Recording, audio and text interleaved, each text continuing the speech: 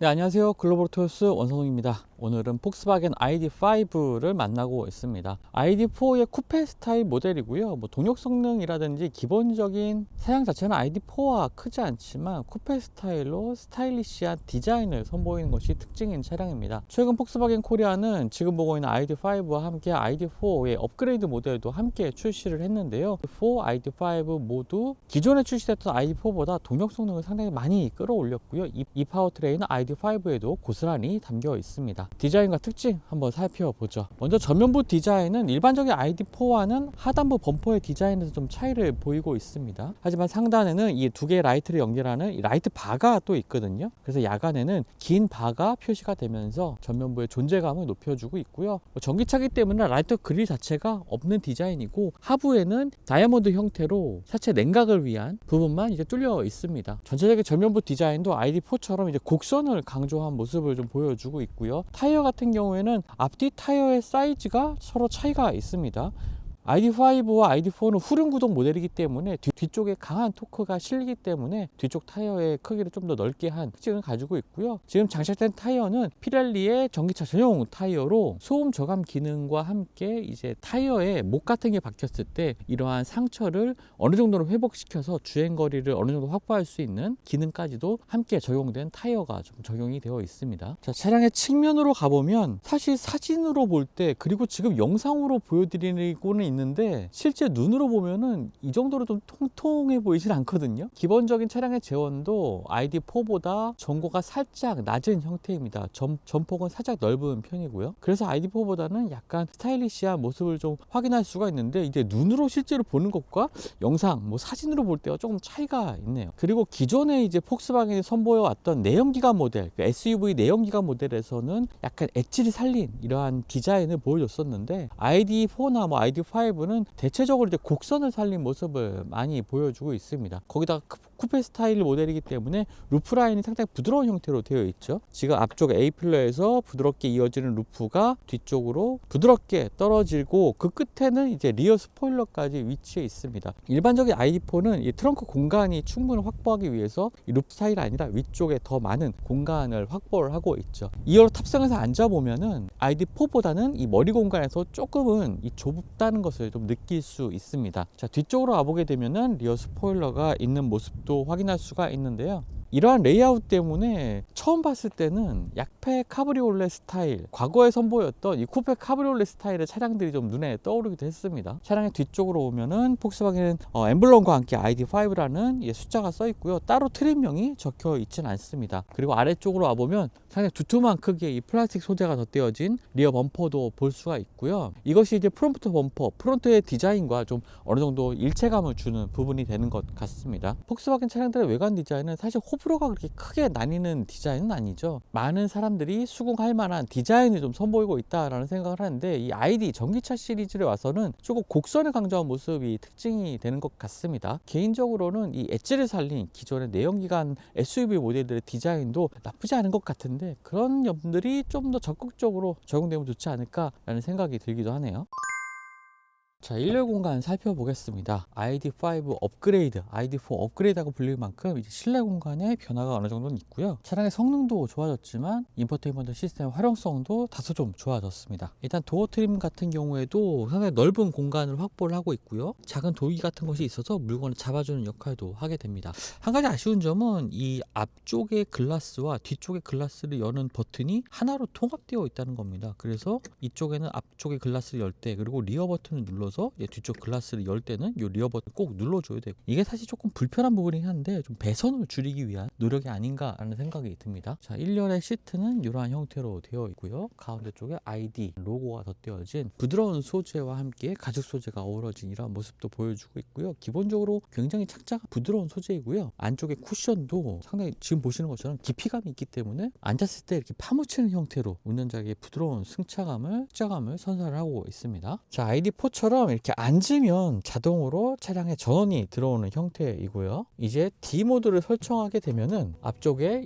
바에서 이제 조명이 들어오면서 인터랙티브한 반응을 보여주게 됩니다. 이 바가 시동을 걸 때나 야간 같은 경우에도 적극적으로 좀 활용이 되면서 실내 분위기를 독특하게 만들어주는 기능도 하고 있고요. 스티어링 휠은 그립감이 좋은 스티어링 휠을 마련하고 있고, 있고 이 터치 버튼들이 좌우로 위치하고 있는데 왼쪽에는 주행 조절 시스템, 그리고 볼륨 버튼, 그 다음에 오른쪽에는 메뉴 버튼들이 있습니다. 햅틱 반응이 상당히 좀 또렷한 햅틱 반응을 좀 보여주고 있고요. 하지만 일반적인 물리 버튼보다 조작하는 데는 살짝 불편함도 어느 정도는 있었고요. 그리고 앞쪽에는 작은 모니터를 통해서 주행 조절 시스템과 속도계, 그다음에 차량 정보들이 함께 표시되는 것도 확인할 수가 있습니다. 12.9인치의 대화면의 인포테인먼트 시스템도 눈길을 끄는 부분이죠. 가운데 홈 버튼을 눌러보면은 초기 화면이 나오는데 따로 내비게이션은 없습니다. 안드로이드 오토나 애플 카플레이를 통해서 내비게이션을 실행시켜야 되고요. 그리고 홈 메뉴들은 모두 다 편집이 가능합니다. 상단의 버튼을 눌러서 다양한 어플리케이션도 확인할 수가 있습니다. 충전과 관련된 부분으로 가보면은 전기차 충전은 이제 80% 권장을 하고 있죠. 화재 위험을 줄이기 위해서는 반드시 80% 정도로 충전하시는 게 좋습니다. 배터리 히팅 기능도 적용이 돼서 이 추운 겨울날에 어느 정도 배터리의 성능을 빠르게 좀 끌어올릴 수 있는 기능들도 있고요. 이 히팅 기능을 통해서 오늘처럼 추운 날씨에서도 배터리 성능을 충분히 유지할 수 있는 기능적인 부분도 확보를 했죠. 여러 가지 기능들을 이렇게 3D 모션을 통해서 확인할 수 있는 부분도 눈길을 끄는 부분이고요. 보시는 것처럼 다양한 형태로 이제 홈 화면을 편집할 수가 있습니다. 그래서 자주 쓰는 기능들은 이 홈 화면에 구성을 해서 좀 더 빠르게 이제 접근할 수가 있겠죠. UI 사용성은 굉장히 좀 쓰기 좋은 것 같습니다. 주행 모드는 에코 컴포트, 스포츠, 인디비주얼까지 다양한 주행 모드 마련하고 있고 각각의 주행 모드에 대한 설명도 따로 나와 있는 점이 독특하네요. 디스플레이 하단에는 이 볼륨을 조절할 수 있는 터치바와 함께 온도 조절 터치바, 그 다음에 전원 버튼도 이렇게 위치를 해 있습니다. 아래쪽으로 가보면 두 개의 컵홀더 마련되어 있고, 자, 키는 이렇게 매끈한 형태로 생겼습니다. 이 부분이 이제 플라스틱 소재가 아니라 살짝 이제 눌렀을 때 이렇게 들어가는 단단한 고무 소재 같은 것으로 되어 있거든요. 그래서 손에 착 감기는 감각이 인상적이고요. 아래쪽에는 스마트폰 무선 충전 패드가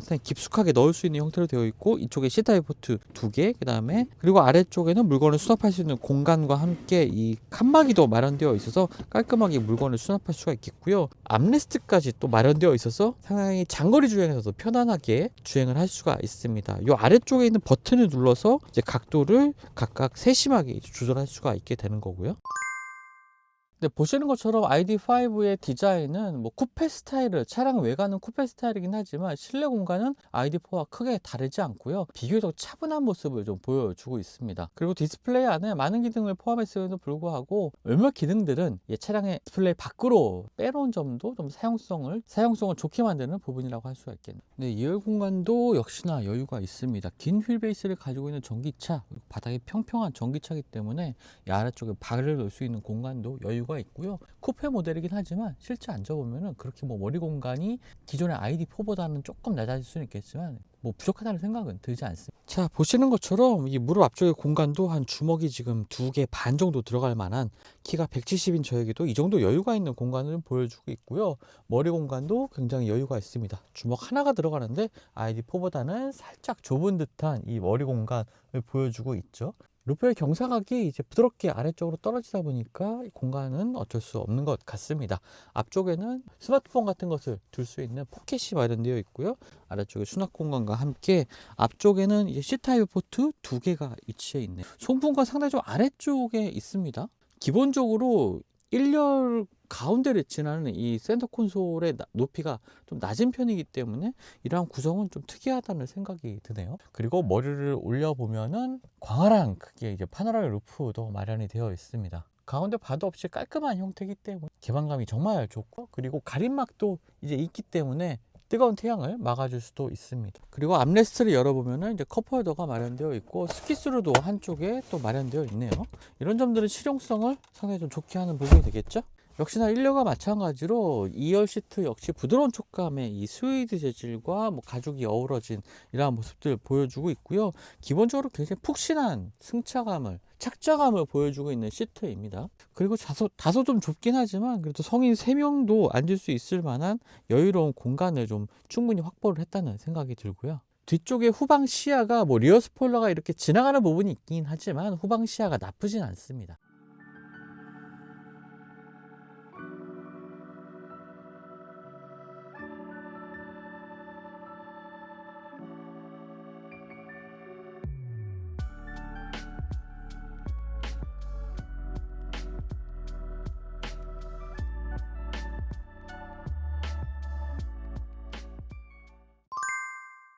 네, 이제 ID5의 주행 성능 알아봐야죠.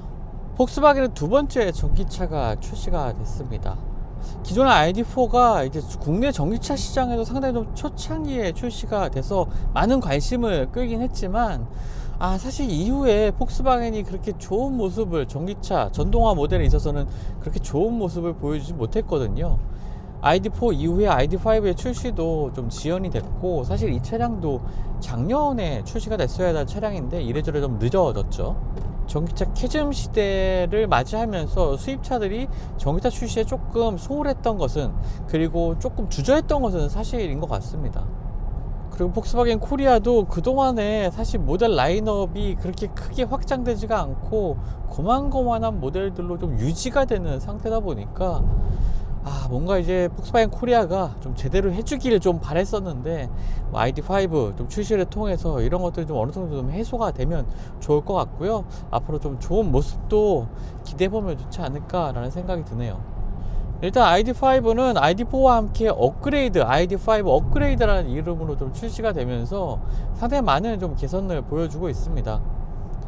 일단 ID5는 이번에 출시가 되면서 업그레이드라는 표현을 썼습니다. 그만큼 차량의 내부 디자인의 변화가 그렇게 크다고는 할 수 없겠지만, 그리고 ID5는 이제 국내 처음 출시된 모델인 만큼 스타일의, 쿠페 스타일의 좀 전기차로서 좀 신선한 모습을 보여주고 있긴 하지만, 핵심은 바로 전기 파워트레인의 변화에 있습니다. ID4가 처음 출시됐을 때보다 최고 출력이 80마력이 높아졌거든요. 이러한 것들이 단순히 숫자로만 봐도 굉장히 큰 수치인데, 지금 이 차량의 가속 성능만 봐도 그것을 쉽게 체감할 수가 있습니다. 가볍게 가속 페달에 힘만 실어도 기존의 ID4에서는 볼 수 없었던 이 묵직한 토크감과 함께 가속 성능을 느낄 수가 있거든요. 그러한 것들이 최근 출시돼서 시승을 했었던 또 볼보의 전기차들과는 또 다른 모습을 보여줍니다. 볼보의 전기차들 같은 경우에는 굉장히 넉넉한 출력을 가지고 있는 차량은 맞습니다만, 가속 페달 한 절반 정도 밟는 상황에서도 이게 토크감이 크게 느껴지진 않거든요. 초기에 토크가 그렇게 크게 느껴지진 않는, 어느 정도는 부드럽게 출발할 수 있는 여유로운 이 동력 성능을 보여주는 특성을 가지고 있습니다. 하지만 폭스바겐은 초반부터 지금 이제 제 몸이 이제 뒤로 붙을 만큼 초반부터 강한 출력을 좀 보여주는 이러한 특성 때문에 전기차를 출시하는 이 브랜드에서도 각각의 특징들을 좀 어느 정도 보여주는 이러한 차이점들을 최근에는 또 느낄 수가 있는 것 같고요. 양산 브랜드로서 좀 우리도 어느 정도 퍼포먼스에 자신 있다, 이러한 부분들을 좀 보여주려는 의도가 있지 않나라는 생각이 좀 드네요. 굳이 스포츠 모드로 가지 않더라도 초반에 토크감이 살아나는 모습도 체험할 수가 있고, 스티어링 휠의 조향도 굉장히 타이트한 타입은 아니긴 하지만 그래도 운전자가 원하는 순간에 조향이 가능한 뉴트럴 타입의 이런 성격을 좀 보여주고 있습니다. 전반적인 가속감이나 이 스티어링 휠의 조향, 이런 부분에 있어서 정말 답답하지 않게 시원시원하게 운전을 할 수가 있고요. 원하는 순간, 어느 순간에도 아주 날렵하게 추월하여서 가속해 나갈 수 있는 그런 파워트레인이 이제 탑재가 됐다라고 볼 수가 있겠습니다. 가장 큰 ID5의 장점이 되는 것 같고요. 상위 모델이라고 할 수 있는, 아직 국내에는 출시되지 않았지만 ID7에도 출시된 파워트레인과 동일한 파워트레인이기 때문에 이 출력에 있어서의 답답함은 굳이 상위 고성능 모델이라고 할 수 있는, 그리고 아직 국내에 출시되진 않았지만 GTX 모델을 굳이 경험하지 않더라도 이 일반 모델만으로도, 프로 모델만으로도 충분히 좀 만족스러운 동력 성능 경험할 수가 있을 것 같습니다. 일단 준중형 전기 SUV이긴 하지만 정숙성도 굉장히 뛰어나고요. 지금 오늘 좀 바람이 좀 있는 날씨이기도 하고 100km 정도의 속도로 주행하는 상황이긴 한데요. A필러에서 들려오는 풍절음, 이런 것들이 크게 느껴지지 않습니다. 노면에서 올라오는 소음도 이 타이어의 영향이 좀 큰 것 같아요. 피렐리의 전기차 전용 타이어가 탑재가 되어 있는데 나름의 또 소음을 줄여주는 기능까지도 더해진 타이어이기 때문에 노면에서 올라오는 소음도 잘 차단을 하고 있습니다. 서스펜션의 반응도 굉장히 만족스러운데요. 무게가 2.2톤에 달하는 이 준중형 전기 SUV이지만 굉장히 차분한 승차감 보여주고 있습니다. 그리고 노면의 요철을 만났을 때 충격을 2차적으로 흡수하는 부분에서도 불필요한 움직임이 전혀 느껴지지가 않고요. 승차감에 있어서는 제가 얼마 전에 볼보 EX30을 시승을 하면서 굉장히 좋은 승차감을 가진 컴팩트 SUV다 라고 얘기를 드렸었는데, ID4나 ID5 역시 정말 깔끔한 승차감 보여주고 있습니다. 아주 소폭 EX30이 좀 좋은 모습을 보여주긴 했지만 전반적인 퍼포먼스에서는 정말 근소한 차이를 보여주는 것 같고요. 과거에 이제 기존의 2022년도에 ID4를 시승하면서 좀 아쉬움이 많이 느껴지는 이 전기 SUV라는 생각을 했었는데 그러한 부분들이 이제는 거의 느껴지지가 않습니다. 폭스바겐이 이제 여러 가지 좀 시련을 전동화 부분에 있어서, 전동화 전환에 있어서 여러 가지 시련을 겪다가 이제 조금 정신 차리고 제대로 된 전기차를 이제 선보이고 있는 것 같다는 생각이 드네요. 지금 ID5는 이제 4월부터 본격적인 인도가 시작이 됩니다. 이제 시승을 위해서 조금 먼저 이 ID5를 받아서 시승하다 보니까 요번에 음성인식 기능도 이 자연어 검색 기능도 대폭 강화하면서 상당히 높은 수준까지 또 성능을 끌어올렸는데 아직은 이 기능이 사용할 수 없다고 나오고 있긴 하네요. 이것은 이제 시승차의 상황이고요. 4월에 이제 본격적으로 ID5를 받아보실 때는 개선된 최신의 음성인식 기능도 사용할 수가 있을 것 같고요. 해외 시장에서는 하만카돈의 오디오가 적용되는 모델도 리뷰를 통해서 볼 수가 있었는데 아직 국내에 적용되는 이 프로 사양에는 하만카돈 오디오가 적용되어 있지 않습니다. 하지만 이 오디오 설정을 통해서 취향에 맞게 사운드를 설정할 수 있는 기능도 충실히 갖춰져 있고요. 자, 이번에 폭스바겐이 ID4나 ID5를 출시하면서 가격 부분에 있어서 굉장히 노력을 많이 했다는 생각이 또 듭니다. 최근에 뭐 국내 제조사 현대기아차의 아이오닉 5도 할인이 정말 많이 들어가기도 했죠. 거기다가 최근 출시되는 수입 모델들도 가격을 정말 이 장점으로 내세우고 있습니다. 이제 전기차가 단순하게 내연기관보다 무조건 비싼 차라고 보기에도 좀 어려울 정도로 이 내연기관 모델가, 기존의 내연기관 모델가 가격 차를 많이 좀 좁히고 있고요. 폭스바겐 코리아 역시 경쟁력 있는 가격 정책을 좀 가져오면서 굉장히 매력적인 가격을 좀 보여주고 있습니다. 결론적으로 말하자면 이 폭스바겐 ID4, ID5는 굉장히 매력적인 이 패키징과 함께 전기차로서의 효율성, 가격 정책까지 가지고 있는 것은 맞습니다만 그래도 뭔가 이 경쟁 모델들과 비교할 때 전기차로서의 매력, 자동차로서의 매력을 찾기에는 좀 아쉬운 점들이 많이 보이는 것 같아요. 많은 사람들의 호불호가 없는 디자인인 것은 또 분명하지만 또 다시 말하면 한눈에 눈길을 끄는 디자인은 아니라는 생각이 들기도 하거든요. 뭐 이런 점들을 타개하기 위해서 ID4와 함께 ID5가 이제 국내에 출시된 것 같기도 하고요. 나는 스타일을 중시한 전기 SUV이긴 하지만 저는 뭐랄까 한 2% 부족한 모습이 좀 느껴지기도 합니다. 매력이 좀 떨어진다거나 할까요? 전기차로서의 매력이 좀 듬뿍 담긴 차량이라는 것에서는 약간 회의적인 생각이 들기도 합니다. 지금까지 글로벌 오토요스 원선웅이었고요. 저는 또 다음 영상 통해서 만나 뵙도록 하겠습니다. 영상이 유익하셨다면 구독과 좋아요 부탁드리겠습니다. 감사합니다.